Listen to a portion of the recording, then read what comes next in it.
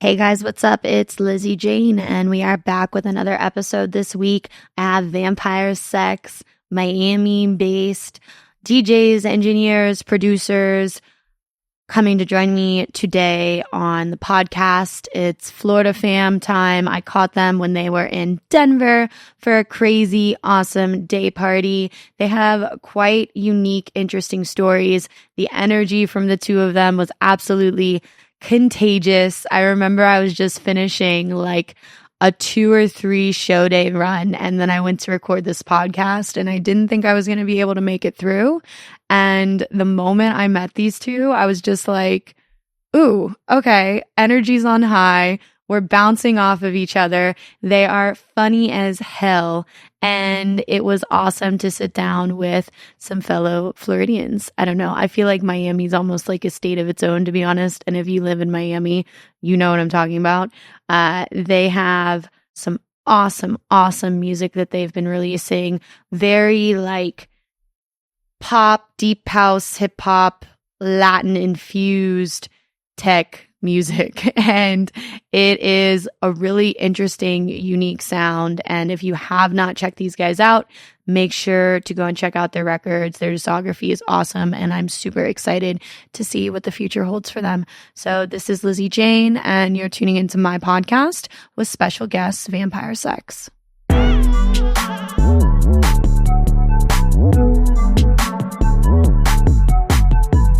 You guys are here in Denver, Colorado, all the way from Miami, Florida. I'm sitting down to talk with Vampire Sex. We have London. We have Reef. How are you guys doing today? We're doing excited. You guys are here bringing in like the summertime vibes, which is super exciting, kind of bringing a little bit of the sun here from Florida. Which is ironic, right, if we're vampires? Yeah, I know. So honestly, let's just hop into it. Where the fuck did Vampire Sex come from? Give me the background. I need the whole story. All right. And so our homie, Dude Blue, he's a big homie, also a DJ. We're at his house and shit, and then he I curse. Charlie, hey, craze. Can we curse? Yeah. Oh, okay. So fucking we're at his crib. Charlie, a craze. No. Wait. Who are you? Wait. Okay, so rewind. Who are you talking about? So okay, we have our boy. His name is Dubaloo. Okay. Shout out to him. Family. Yeah, it's like fam. You know, he's a DJ himself, producer himself. Cool. And we go to his house one day, or I go to his house, and I'm waiting for him to open up the door. Long story short, my guy has a serious case of ADHD, as probably all of us do in a certain way. But this day was being exuberant, and we walk in the door. Well, he opens the door, and the first thing he says is like, "Hey, you want to see me doing backflips?" So we're like, "Okay." Yeah, you know, like no hellos, no small talk, just straight to backflips. So I knew it was going to be one of those days. So we ended up like, while he's doing backflips, I hear his mom on the speakerphone, and she's like concerned because he's obviously going through an ADHD like thing. He's like, "Oh, you know, like," and his mom's like, William, like, you know what I'm saying? Like, you know, like, and I'm laughing because like, she's like, he's good. He's not like, he's nothing to be concerned about. But she's a mother, so she's just kind of like in the background concerned. Yeah. And at one point, we go in the room in his studio, and then he's like, "Oh, you want to hear my new song?" Like, you know what I'm saying? Like, you can't say no because it's like you can say no, but he's halfway through to playing the song. So it's already started. Yeah, and his mom is on the phone, and as like the song is playing and it's the crescendo of the song is happening and it's climaxing, all you hear is his mom on the phone like, "William, you better not be drinking." Like awesome, you know, like just motherly advice going on in the background. And he's not hearing any of it. The only thing that I hear is when the beat drops, he goes, "Ooh, you hear that, Mom? That's Vampire Sex." And that's it. I just heard that, and I hear his mom like, "Well, no," like she's not even hearing any of that. Called me right on the spot. Yeah, right there. I just got up and I called him. I'm like, "Hey, I got the name." You sent me a picture of the Midi. Yeah, and I was like, "Why does it say Vampire Sex on the Midi?" I was like, "Yo," I was like, "That's it. We got it. That's it." Honestly, out of all the stories that I've heard, like I've heard some stupid stories. Stupid is. It's honestly kind of cool though. It's kind of rad. I feel like that's like a MTV like punchline. where you could just like see the whole entire skit being played out. I could see you guys like doing a music video where it starts like that and then it fucking goes into this crazy ass beat, which would be fucking wild. Zooms in on the Midi and then it just says vampire sex and then you just got cut to something crazy. It was that flow of like seeing him in his nature say though, like I've never heard him say that. It's not like I've heard him say like that a lot of times. But he was describing how good like his like that part of the song was through the words vampire sex. He goes, "You hear that? Yeah. That's vampire sex."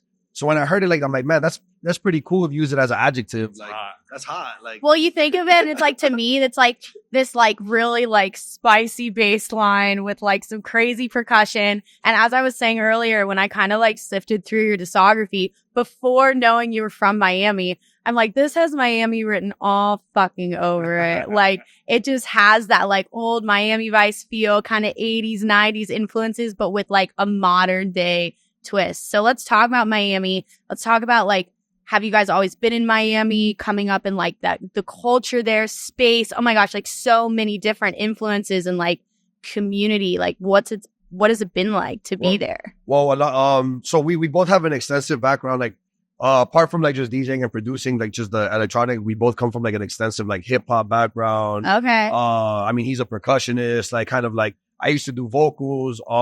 But beyond that, just being in that in like a melting pot like that, where like, you know, you go to somebody's party and it could be a Haitian party where all they're playing is like compa or something like that. And you're picking up on these influences. We've always tried to like, even the things that are coming out from here on out, we're trying to like incorporate those things that we've been lucky enough to kind of like be part of and see. Experience. Yeah. And like, and the space culture. So the funny part about like the space thing is, which we've always wanted to be like part, you know, it's like the dream is to be playing with space, playing at these spaces. We've always been like, our culture for space was always as like not behind the booth, in front of the booth. So we've always kind of like try to make music in the sense of like, if we're the people in front of the booth, not so much as the DJs or the cool, you know, the cool guys behind the booth. Yeah. We're kind of like, we always made music to be like the guys where when the smoke hits, the smoke's hitting us, you know, like, and we can't see our hands and like, we're like I love that. I love that. I talked to DJ Susan a couple weeks ago and he has that same mentality where he's just like, if you find like me and my crew and anybody who releases on the label, like we're in the fucking crowd. Yeah. And then so much of that is that it's like, even like, even being in this position, like in the positions now where like, you don't want to clear out the booth because you sometimes you get the option that like people are like, hey, do you want to like clear it out and have it be yours? We kind of don't want to do that sometimes because we want to like have everybody have a good time and kind of like feed off the energy. But then there's also times where you're like, I wish everybody was just like enjoying the show from like in front.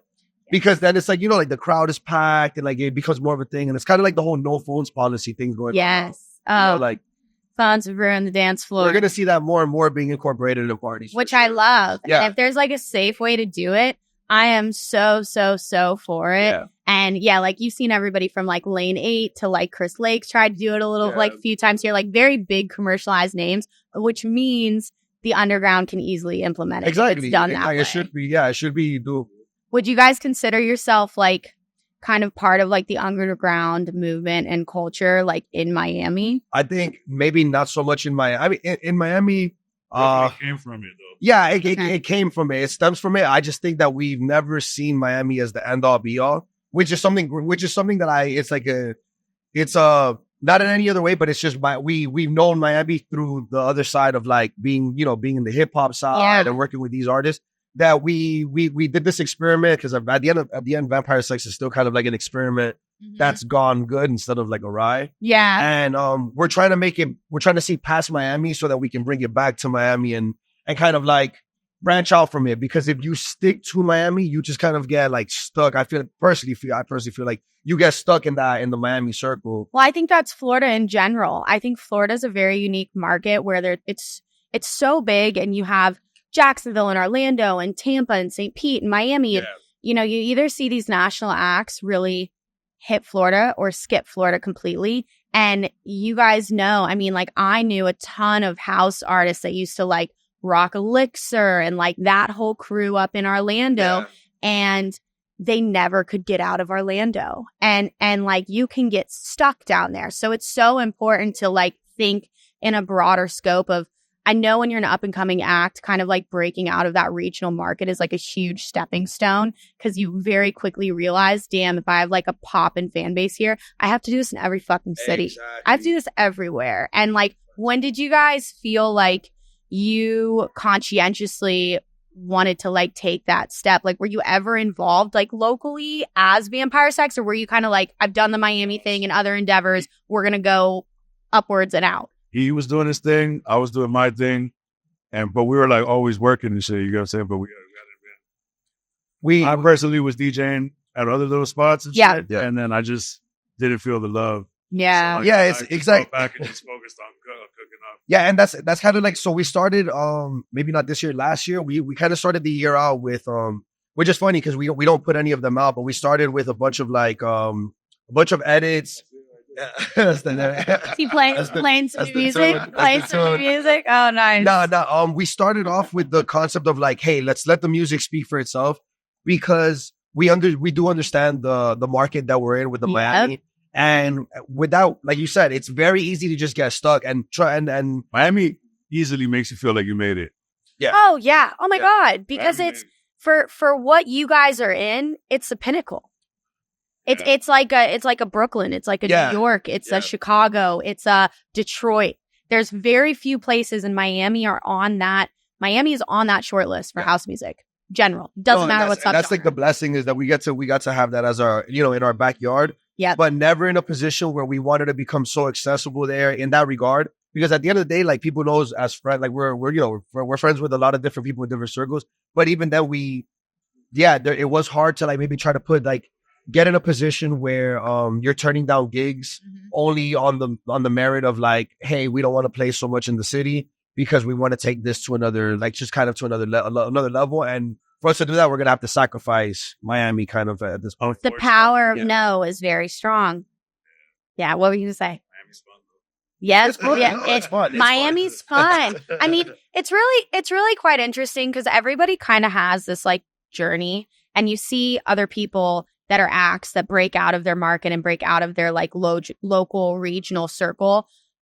And you can look at that as like stepping stones, but everyone's path is different. Like it really is true where like I've seen people blow up in their local market and then they're fucking up and out. And then I've seen people destroy their value in their local market and they can't seem to fucking make it work. And usually that's because they can't put the music where their mouth is. And DJing is like such a culture, and it's a very respected culture, and there's a great way to do it and there's a really shit way to do it, especially in house music. I come from like melodic bass, drum and bass, dubstep, where we're making really hard cuts and you're going in and out, and it's more festival edits and this and that, where like you guys really, and we definitely take people on a journey, but it's more about like, how are you fitting your discography into your set and building around it, where you guys are like, you guys take people on a journey. And if you can't successfully take people on a journey, people become disinterested. So DJing culture is super important, but also in electronic dance music, you gotta fucking cut records. Like, you have to cut records that people like support. There's only like a handful of people that make it to the other side completely by only spinning records instead of cutting them. Correct. There's only a handful of people that are that amazing at that part, and all the flowers should go to them for doing that. But yeah, what makes you different in an oversaturated market where everybody can touch two CDJs and everybody know, like, at that point, I think what makes you different is like your own record, your own sound, and then that leading the story that you make as you play the music. Then with your own sound, you kind of can direct, emotions. You can make people happy. You can make people scared. You can make things melancholy. You can make things fun. And it's also like, then at that point, it's kind of like realizing how good you are to like read a room. And then like, everywhere we play is different. Like some places we don't want. Isn't that interesting? It's amazing. Some places we feel like they're not going to react to certain songs. Maybe like a Latin tech song that we'll just have one in the tank, and then we'll play it, and then that's the song that just resonates. And we're like, oh wow, we're like, we have to. Do you guys read your crowd, or do you guys have a set list and you're like, this is fucking it? Yeah, let's do this off the top. Yeah, we have to.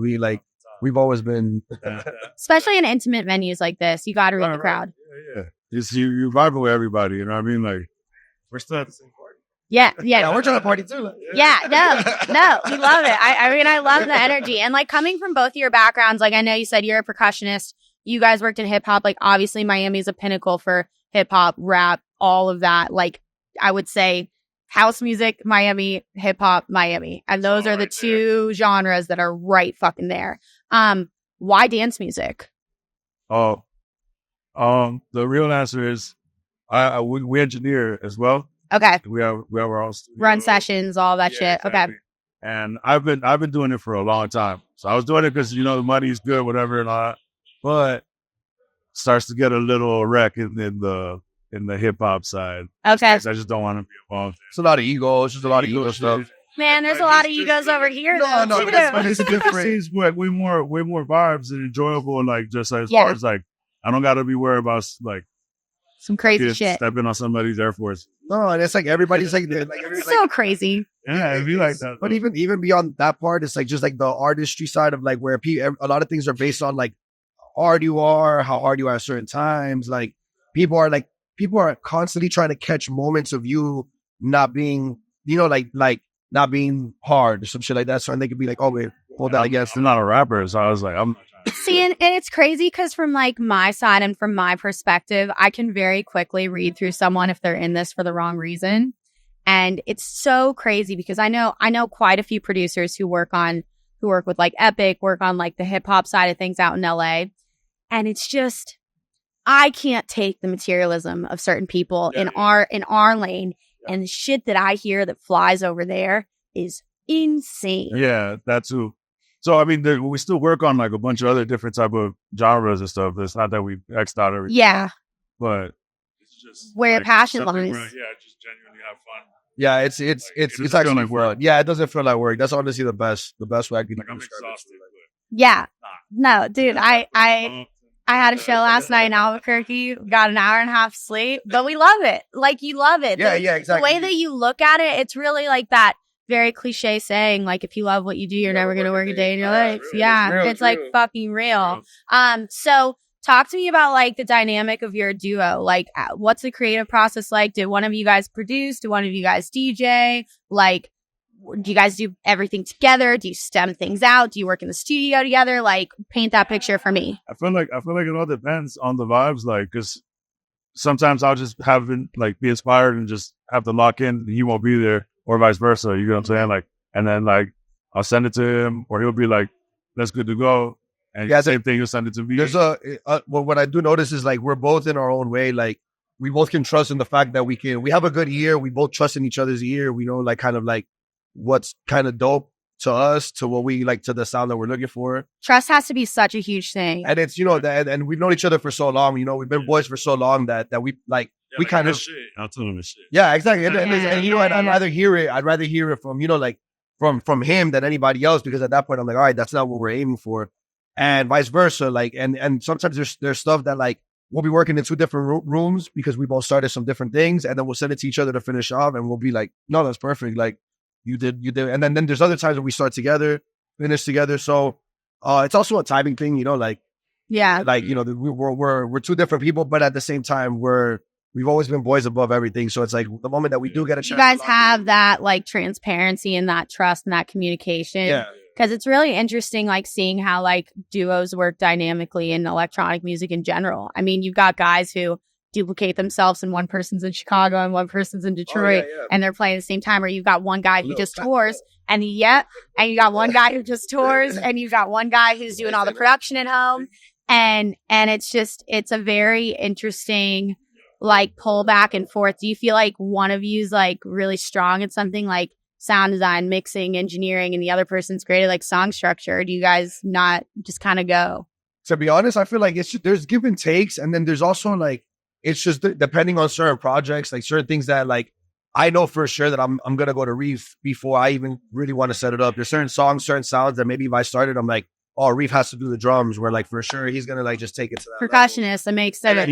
Yeah. He might feel like that sometimes with me on vocals, but then there's also times where I'm like, bro, he's just as like he's sick on vocals. Like the disco party, he is the girl on disco party. Man, hot bitch. Yeah. We love it. We love the disco vibe. So it's like it's also like there's also times where it's like, I don't know, we're at that point. I feel like where we're both really good at what we do, and we can trust in like, hey, he'll be like, hey, Nick, arrange this, like just like finish arranging it, because that might be something that it's not that maybe I'm better in. It's just something that maybe like I like doing that he doesn't like doing as much. So I'm very, it's good for it to go on me. And then there's other times where it's just like he's obviously just good at drums or he's good at like certain things. I'm like, and we just trust in that. We just compartmentalize the work that way because we know at that point it's going to be better for the entirety of the project. Don't want to get burnt out either. You know what I mean? Like, it's easy to get burnt out in this shit. It is.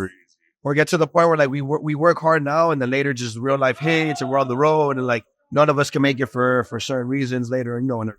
Absolutely. Yeah, definitely. And I feel like it's also like, I don't know, it's you're always supposed to like curate the sound associated with your project, but it's not always the most fun making the same type of shit over and over and over and over again. That's what it's a major problem right now. Exactly. Okay. Everybody want to sign something like Disco Party Baby.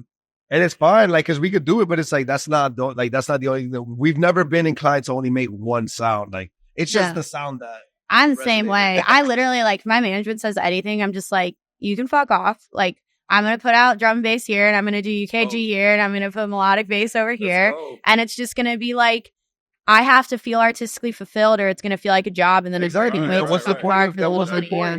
Yep. It's just forced now at that point. Yeah, absolutely. And so with you guys coming from hip hop, can I take a guess? Are you guys an FL? No, you're an FL. Okay, all right.